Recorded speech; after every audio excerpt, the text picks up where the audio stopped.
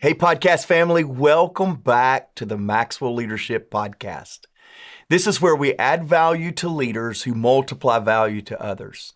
I'm Mark Cole, and on today's podcast, John Maxwell is sharing 10 different platitudes and attitudes that can be applied to your life, your family, your business, and truly, I'll be honest with you, in every area of your life.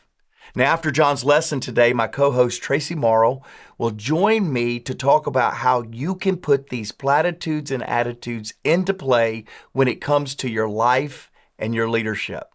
If you would like to download the bonus resource for this episode or watch this episode on YouTube, please visit maxwellpodcast.com/attitudes. Now, grab your pen, grab your paper. Let's get started. Here is John Maxwell.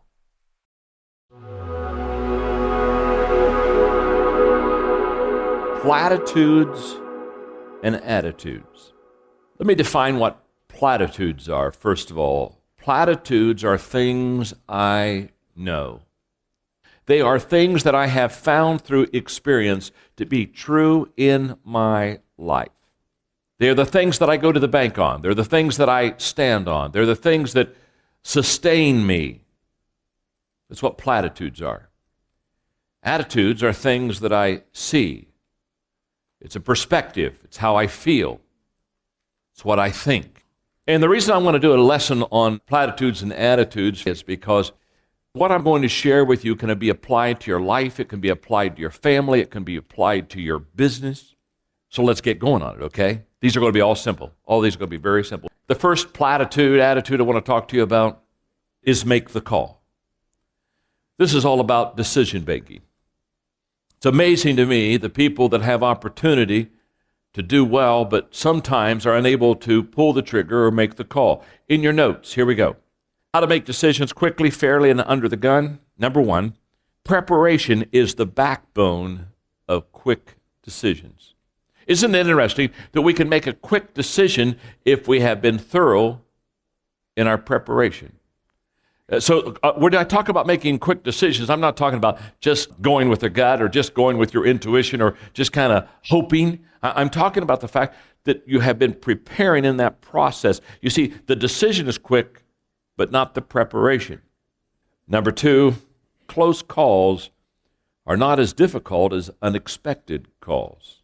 And it reminded me what George Foreman one time said. He said, the punch that knocks you out is the one you didn't see coming. Number three, when it's not covered by the rules, use fair play and common sense. In other words, when you're not really sure what the decision should be, ask yourself, does this make sense? And is it fair? Number four, go with your gut. And when you can, ask your crew. Just a wonderful, wonderful kind of concept of not making your decision by yourself, but having a consensus kind of leadership. Number five, be consistent and approachable in your decision making. And then finally, number six, some errors are correctable. Live with those who are not. In other words, those things that you can correct them, but I want you to understand some things you just can't fix. How many of you have ever made a decision in your life that you wish you wouldn't have made? I mean, this is all of us. So there's some good stuff on making decisions, and platitude, attitude, number one is make the call. Let's go to number two. The second platitude, attitude is take the long view. In other words, you got to see the big picture. Herb Kelleher did a nice job on that. Here's what he said. Even during good times, manage and be ready for bad times. So what does the big picture look like? And by the way, before I kind of give you a few descriptive ways of the big picture and what it looks like, what I discovered many years ago is leaders always make decisions, lead based upon not only what is, but what has been and what will be. In other words, they're expansive in their thinking when they lead. So the big picture, here we go, quickly. Big picture sees yesterday, today, and tomorrow. That's very obvious. We don't need to explain that. The big picture realizes that things will change. Of course they will. The big picture considers other people's perspective. The big picture rises above pettiness, displays confidence when others are insecure, prepares today to win tomorrow. Number three, be accessible. It's difficult to receive when your fists are clenched. It's impossible to embrace when your arms are crossed. It's difficult to see when your eyes are closed. It's hard to discover when your mind is made up, and the heart that has sealed itself off from giving has unknowingly sealed itself off from the ability to receive love. Number 4, learn from mistakes. I love this statement in your notes. A mistake is only a failure if you don't learn from it. 3 things people do when making a mistake. Number 1, they resolve that they will never make another. How many of you ever done that? Come on, let's have some honesty here. Boy, I've done that. I thought, no, I'll never do that again. No. Now, those that resolve that they'll never make another, that's foolish, okay? You know. The second type of person, when they make a mistake, they let their mistakes make cowards of them. That's fatal. Thirdly, they are secure enough to learn from their mistakes, and that's fruitful. Number 5, keep priorities straight. The 3 R's that have guided my life on priorities. The first R is requirement. What is required of me? What do I have to do? The second R is return. What should I do? And thirdly is reward. What do I like to do? And I've always said, line up your 3 R's. What do I have to do? What should I do? What do I like to do to get your priorities right? Number 6, hire good people. In fact, look for people who can do a better job than you. Executives who do not make the effort to get their people decisions right do more than risk poor performance. They risk losing their organization's respect. Just hiring the right people is so key. If your company's mission is to climb a tree, what would you rather do? Hire a squirrel or train a horse?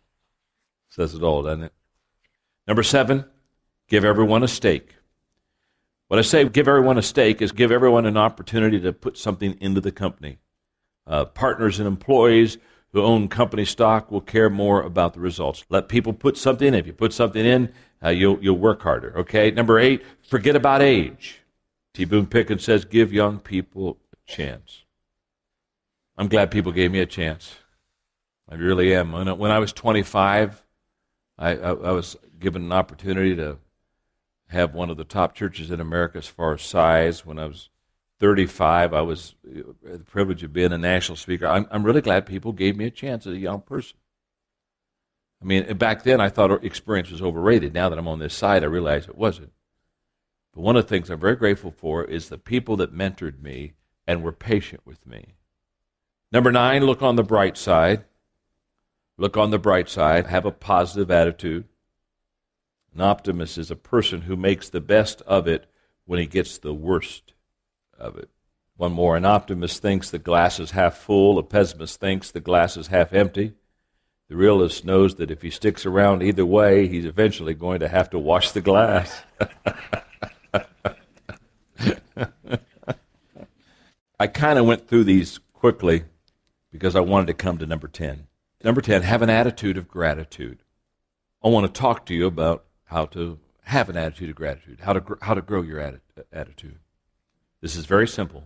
Number 1, express gratitude as a discipline independent of feelings. Learn to express gratitude whether you feel grateful or not. The difference between winners and whiners is very simple. Whiners want to feel good before they do something. And winners, they do something and then they feel good. And you just learn to express gratitude when you're not even grateful. Number 2, express gratitude for the small and ordinary things. Don't wait for the big stuff, the small stuff, the ordinary stuff. What you appreciate appreciates. Because what happens is we have a spirit of gratitude and we begin to be thankful for something, then we all of a sudden get thankful for something more. And all of a sudden we realize we're just living a life of thankfulness and gratitude. Is that not true? And it's also true in the negative sense. Haven't you found people that nothing can make them happy? And it's one issue, and then it's another issue. It's one person, then it's another person. Well, it's one meeting, and then it's another, and they just get negative. In fact, in your notes, I love this. The more you complain, the less you'll obtain. Number 3, express gratitude, especially in the midst of adversity. When we are grateful, fear disappears and faith appears. Now, the last point is one that I just want to take a moment and talk to you because this is huge to me. Express gratitude toward others in tangible ways. Haven't you known people say, well, I really am thankful. I just have a hard time sharing it. Well, I'm really grateful. I just don't express it well. I would encourage you this week, write a letter to somebody that you need to write a letter to. Email somebody you need to email. Make a phone call to somebody that you want to make a phone call to. And have this attitude of gratitude, because as you have it for one another and you have it for your people downline, they'll have that same gratitude. And this family will not only grow numerically, but will grow in the spirit of gratitude. Hey, podcast listeners. Many of you listening right now would probably love the autonomy that comes with owning your own business or becoming a coach that helps other businesses succeed. Well, we have a phenomenal strategy where you are 100% in control of your own business, earning income on your own terms, and have access to the people, tools, and resources you need to build a thriving leadership development business. When you become a Maxwell Leadership Certified Team member, you join a global community of entrepreneurs led by our expert team of mentors and faculty, including John C. Maxwell. You'll also get one of the top leadership certifications in the world next to your name, giving you the boost you need to get started. Visit us online at maxwellleadership.com/join the team to find out more. Hey, welcome back. As usual, John truly delivered an incredible lesson today. I'm so thankful for our team that pulled that out. I thought as John was talking, Tracy, I thought about the Theodore Roosevelt quote that says, "The only man who never makes a mistake is the one who doesn't do anything." And I think in this whole lesson on attitudes, on platitudes, I think there is an underlying message that says, our perspective, our ability, our mindset to do something powerful and positive is the true difference maker. I know, Tracy, you've probably heard John say this. I have many times. When you're hiring a teammate and all things are equal, their experience is equal, their education is equal, their competencies or strengths is equal, you will hire the better attitude every single time. And I always add just an addendum to that and say, you know what? Sometimes I'll take the lesser skilled, the lesser experienced person in exchange for a better attitude too. And so I'm so thankful as a leader that we're getting to dig into this together today. Welcome aboard, Tracy. I am too. And he has left us a lot of things to discuss today. So we need to make track. That's right. That's the attitude. That's right. That's exactly right. So in this first one, I feel like making the call, and he dives right into it. So let's do the same. He talks about preparing for a quick decision that I feel like some might leave a little bit like a whiplash. If you see me in the YouTube version, I'm kind of looking left and right quickly, like. It sounds a little confusing, so I would love for you to explain a little bit about how you and John have talked about this and how you have applied this in your leadership, because he talks a little bit about how you prepare for a quick decision, but it almost implies preparing for a decision that you didn't see coming, preparing for something that you don't know is coming. And so that might be confusing to a young leader or to a leader who is trying to hold it all together. What do you think John means by that? How do you prepare for something that you don't see coming? Well, I love that question, and I think it is in the art of leadership. Just like John says often, when opportunities present themselves, it's too late to prepare, right? That's right. And I think it's a little bit along the same line of that concept. When opportunities presents itself, it's too late to prepare. When the problem presents itself, it's too late to prepare. And oftentimes, I think that both opportunities and challenges or problems paralyze a leader rather than activate a leader. Yeah. And I've watched, even in my own leadership, and perhaps this will relate to you, Tracy, maybe it'll relate to a lot of our podcast friends. I have allowed way too many times a problem to paralyze me when it was time to activate. And oftentimes, because we believe that there's always an answer, and most of the time there's more than one answer, we wait for the perfect answer. And in that waiting, we lose momentum because the problem gets bigger because there is no action to try to solve the problem. And so when John says that the decision is quick, but not the preparation, what John's really saying when he says that, oftentimes when a problem presents itself, a leader needs to be present and engaged in solving the problem, having conversations, setting course, letting his or her presence be felt. That's really important.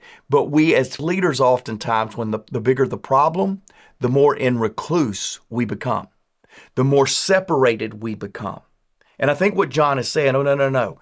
You've got to be active. You've got to be involved. You've got to be presenting solutions real time rather than waiting and going and getting the perfect solution to the problem. You know, John, on point number 4 under that, make the call, he said, go with your gut, and when you can, ask your crew. And again, leaders, I want to tell you, I love the concept. In fact, I've tried all of my life, 24 years working with John. I've tried my best to be a team leader, engage the team in challenges. But I've also found the higher the level of leadership that I gain, the more responsibility I have, the more sometimes a leader has to stand alone when making a decision. And we wait for everybody to come back from vacation, or we wait for everybody to get on the same page, or we wait for everybody to feel like that their opinion, their thoughts matter. And a leader allows a problem to become a massive distraction. And so I was compelled during this lesson today to go, Mark, where are you paralyzed in your leadership? And you already have the preparation. You already have 24 years of watching John Maxwell solve problems. And while today's problem might have a unique characteristic, at the end of the day, it's probably a problem that I can parallel action and observation from my past to gain clarity and solution to the current. And I wait too long and I quantify it and I disqualify it and I talk about all the unique challenges of the problem. Wait for everybody to agree when really, as a leader, we need to activate. And that's my challenge to you today, listening to this. Make the call, leader. Your team's waiting on you. Are you ready to elevate your leadership to new heights? Join the movement towards High Road Leadership with John C. Maxwell's latest book. In High Road Leadership, John explores the power of valuing all people, doing the right things for the right reasons, and placing others above personal agendas. Learn how to inspire positive change and bring people together in a world that divides. Order now and receive exclusive bonuses, including a keynote on High Road Leadership by John Maxwell himself and a sneak peek into 3 impactful chapters. Take the first step towards becoming a High Road leader. Visit highroadleadershipbook.com to order your copy today.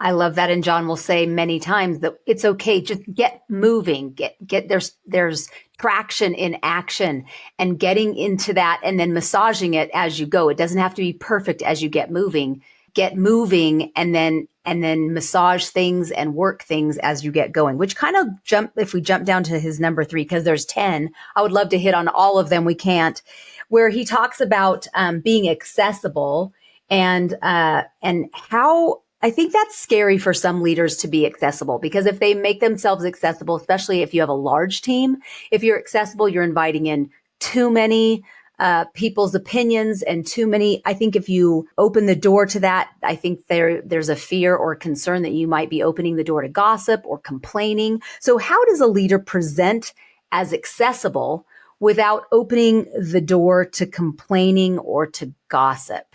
Yeah, it's so interesting as John was teaching, and I'm so glad you picked this up. I was humored, and here's why. We're finishing up May. I'm going to talk about that in just a moment. But Q1 of 2023, I made a very unique decision.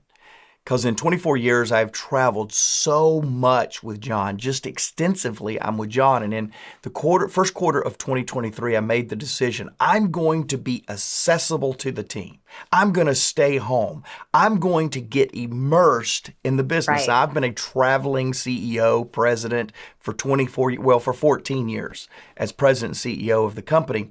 And I was traveling. I would work late at night. I would find plane time. I would find different moments throughout the day to kind of lead and direct the team and the family. That's just the team and the organization. That's just kind of been my responsibility, or how I've done it. In Q1, I came home of 2023 and I did it. And I'm telling you what, 2023 from a work performance and from a personal sense of fulfillment and clarity was one of the most challenging years of my career. And then this year, I've kicked back into travel. I'm traveling so much right now, Tracy.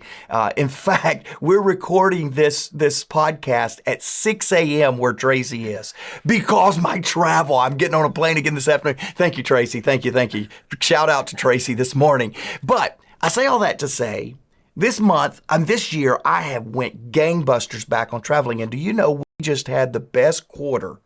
In 2024 Q1, we had the best quarter on record under my leadership of a Q1. The profits were up, the percentages of growth on revenue was up, and I kind of humored. I'm going, well, maybe the organization really needs me to get out of the office. I'm just kind of humored by it, Tracy, to be honest with you. But here's what John is saying right here with Be Accessible. Find out where you need to be manning your post and get on the wall and do your job and do your best work. And when you do that, the team seeing you where you are at your best is what John means right here by accessibility. It is what we as leaders need to do in getting work done at the same time, not leading and traveling and moving faster than the team can move. You need to stay connected to your team, but you also need to stay engaged in the responsibilities that only you can do. Now, let me just ask you to be a little transparent, because you were transparent, but I'm not sure if that was tongue in cheek a little bit. Do you think that was a proper call for you to be home in that season, or were you teasing a little bit and it was just kind of a joke that it was just by chance that it aligned that way, and you traveling just aligned in the way that things are up and running again because of the focus? It's a yes and no answer, which I hate those because then no one really can land that wants that specific. At the same time, It is a yes and no for all of you listening as well. It was a yes that my team needed my presence more than my plan. They needed my voice more than they needed the vision. They needed me here. Yes. At the same time, we have a unique dynamic in our organization with John Maxwell, the rainmaker, the icon of leadership. And proximity to him is in alignment with my calling, my purpose, and my effectiveness. So when I took an entire quarter off of the road, I lost the dynamic and the uniqueness of mine and John's formula of success. And that's why it led to a very challenging, difficult, and unproductive year. So I would say that in giving all that I had at the end of 2022, I would probably go back and do that again. But at the same time, I never want to do that again. And that's because it took that journey to get the clarity. It goes into failure, the point on number 4, I mean, where we're going. Yes. It really took the failure and the difficulty of that decision to give me clarity and lessons learned to lead the effectiveness of 2024. So yes and no. No, I should have not tweaked the formula of mine and John's success. Yes, I would have gone through that every time to be and to discover and to lead from the place and the position that we're in right now. And I appreciate your honesty there, because sometimes you have to let go of something else to spend a little time and attention somewhere else. And then there is a cost to pay. but it was necessary for another portion of what you're doing. So I appreciate that. And it does lead right into number 4. Now saying that, not just in that situation, but in all situations, are you a leader? And speaking to the other leaders on the podcast, is this something that you process alone, mistakes with John to process and extract the lesson? Or do you process alone typically? And then are you someone who is good at letting it go? Or is this something that John has had to work with you to let it go? And if so, what are the things that John says to you in helping you let it go that you can share with our audience to help all of us to let it go? Yeah, one of the big things that I learned truly in this quarter of 2023 that I'm talking about is that I'm a verbal processor. I have to talk it out. Now, I've said this a little bit on the podcast before, but you need to put yourself into a camp of I am an internal processor or an external processor. You really do. And then you need to tell those around you what you are so that they don't think your processing means expectation, so that they don't believe that your processing is conclusions. And I'll never forget, I remember the meeting that I was in. I remember who pointed out, went, Mark, I have worked on a lot of teams, and here's what I'll tell you, you're a verbal processor. Now, I had people in that same leadership meeting that had worked alongside me forever, and we had never concluded that I'm a verbal processor. So our team and those around me, those closest to me, absolutely is very fair. In fact, on this podcast, a lot of times you guys will hear me verbally process, and I'll go activate after I've had a chance, Tracy, to talk with you or Chris Godey or John Maxwell. I need that verbal processing. Others of you, you're an internal processor. You want to conclude it, then go and find out what you're missing after you've all done it yourself. That's just not me. The second thing that I discovered to answer your question, Tracy, so I need that John input, like you said, or my inner circle input. The second thing that I discovered last year is how very hard and how very high my expectations are of myself. I'm very hard on myself. In fact, a failure becomes fatal in my life too often. Here's why. Not because the failure is fatal, but because my opinion, my platitude, my attitude of myself becomes a fatal one because I'm so frustrated that I miss something. What I love about that in my life is I take high responsibility and I'm constantly trying to learn how to lead better. That's good. But when I stay in it too long that the lesson does not begin to be applied, it becomes a judgment and it does me no good. And so my reflection, I have to be careful that my reflection leads to a lesson, not to judgment. And I often judge myself way too harshly, therefore miss the lesson that will make me better. And I would imagine that there are many leaders, Tracy, that's listening to us today that would go, yep, that's me.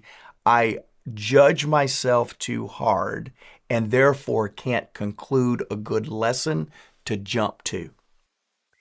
What's funny about that is I feel like that's me too. And how I have been so good to overcome that. And I don't say I'm so good, how I've gotten better at and become really good at it is you have helped me with that. Conversations with you. What's so ironic is like those who can't do, teach. Yeah, yes, exactly. Exactly. So you've done a great job at helping me with that, Mark. Good. And maybe I'll have to turn around and help you with that. Okay, Please so help. I want to go to number 5 because I feel like priorities are so critical to so many of the last 5, really. Hiring good people, giving, everybody a stake, forgetting age, looking at the bright side, having a good attitude. That really is all about priorities. Like that, it hinges on priorities. How are you at priorities? Do you have a priority police, like a team that helps you stay on track and with the 3 R's? How are you with your priorities? Well, thank you for bringing this up, Tracy. And I told you right before the lesson, I said there's one place that I feel really prompted today in today's podcast to share, and it's this one. It's this idea of keep your priorities straight. Now, here's why. Because everybody I ever listen to, everybody that ever gives me kind of a affirmation somewhere, either written or when I'm on the road, hey, I listen to the podcast, they always come back to the year-end podcast of any year. Why? Because we are so diligent in reflecting a previous year and setting the course for the next year. Well, today, if you're listening to this podcast live, and I hope many of you are, and I hope if you're not, that you'll get on a regular pace with us every Wednesday.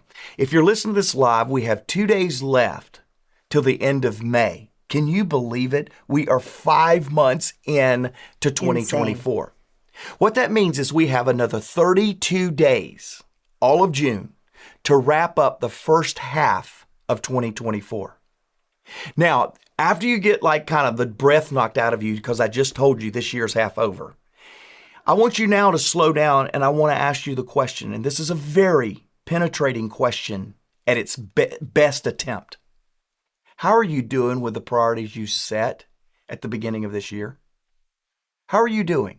Is all the work that you did with that year in review that you heard me clamor about, is that working for you? Or are you coming up short? Have you lost focus? Was the great diligent work of 2023 into 2024 to no avail, or are you on point? The great news that I have is you have 30 days to kind of do a halftime assessment and a halftime adjustment to make sure your priorities are safe. See, what I know is you've had some failures already in 2024. You've had some successes. You had some revelations. You've had some things that you lost focus on. I know that. That's true for me. I know that's true for all of you, but that's okay. 2024 still has 7 months that you can go back and ensure that the revelations of 2024, the beginning, is intact. And I want to challenge you. I want you to take this podcast. I want you to answer the question, are my priorities on point? Have I got a requirement, a return and a reward focus as I look back on the first half of 2024 and I look forward? You can absolutely be successful, but it sometimes takes halftime assessments, halftime adjustments, and halftime actions. And that's what I really want to share with you today on that. Go and spend June and make sure 2024 is as successful as you intended it to be. I love that. That's so good. And then I know we probably should have cut this in half because and made this a two-parter, but I feel like priorities, which is number 5, really does scoop up all of those next 5 but let's anchor it. Let's anchor it and close out with attitude, because it's, after all, it's platitudes and attitudes. But let's end on attitude. And John really hit home with that and drove it home, and having an attitude of gratitude. But let's close out with, what are some tangible ways today? Share maybe some of yours, daily, weekly, quarterly. What are some daily, weekly, quarterly ways that you show gratitude to your people, whether that's in your family, your team, your wife, your family? What does that look like that they can immediately grab handles and immediately apply today? Hallmark does not sponsor this podcast. If they do, I wouldn't say what I'm getting ready to say. I did something on Mother's Day a couple of weeks ago, and shout out to all of our moms. Ray, you're an incredible mom. Tracy, I wish we had time to talk about how you're an even better grandmother. We talked about that a little bit earlier today. But anyway, let me say something. One of the best things I did for Mother's Day a couple of weeks ago is I took one of my cards out. This is the card that says Mark Cole on the front of it that I send out as thank you notes or as appreciation to team members and all that stuff. And I took it out and it's blank on the inside, just blank. And I wrote my wife a Happy Mother's Day card. Now, again, Hallmark, if y'all would sponsor us, I would not suggest this, where we keep buying your wonderful statements and wonderful sayings that I would spend $5 for because they're that good. But the note that I put this year, it required me to reach within myself for what I felt about Stephanie as the mother of our girls and the grandmother of our 4 grandchildren. And when I reached in, through incredible amount of tears, Stephanie looked at me and she said, don't ever buy me a card of somebody else's words again.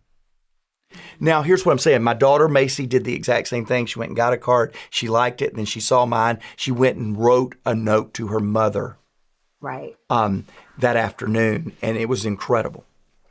Today, I wish that you would sit down with a blank sheet of paper. I wish you would think of somebody that you have been impacted by. And I wish with great specificity and with great intentionality that you would write them a note, not send a text, not pick up the phone and make a phone call. I wish you would send them a note from the sentiments of your heart on how powerful their life has been, on how incredible their contribution has been to you, and how grateful you are for what you get to do together. Tracy, as we kind of wrap today, we've got available to you a resource that I promise you will help wrap what I just said. And it's called Every Day with Purpose. It's an online course, and this online course has several components to where John helps you with intentionality. It's written off of the book Intentional Living. And John wrote this book and then created an online resource called Every Day with Purpose. And normally it's $199, and I asked Jake and our team, hey, can we make this available for $49 for people that want to take the month of June, get really intentional on being and living out intentionality during June, and let's make the second half of 2024 even better than the first half. It reminds me of our friend from Uganda. By the way, we have several listeners in our podcast in Uganda, and Uganda is the pearl of Africa. And all the rest of you that are from other parts of Africa, because we have a lot of podcast listeners, you're very special too, but Uganda is the pearl of Africa. And Quintero said, thank you for this podcast. My life has never been the same since the day I subscribed to this channel and made listening to this podcast, a part of my daily routine. Now, Quintero was listening to How to Hire the Right People, and that's a podcast that we'll put into the show notes. But Tracy, whether it's a platitude or a latitude, I can tell you this right here, watching you lead, watching John Maxwell lead, knowing that our podcast family is leading from a place of great perspective, a place of gratitude, a place of an attitude and a platitude that'll make a difference. You do it well, and we do it together because everyone deserves to be led well.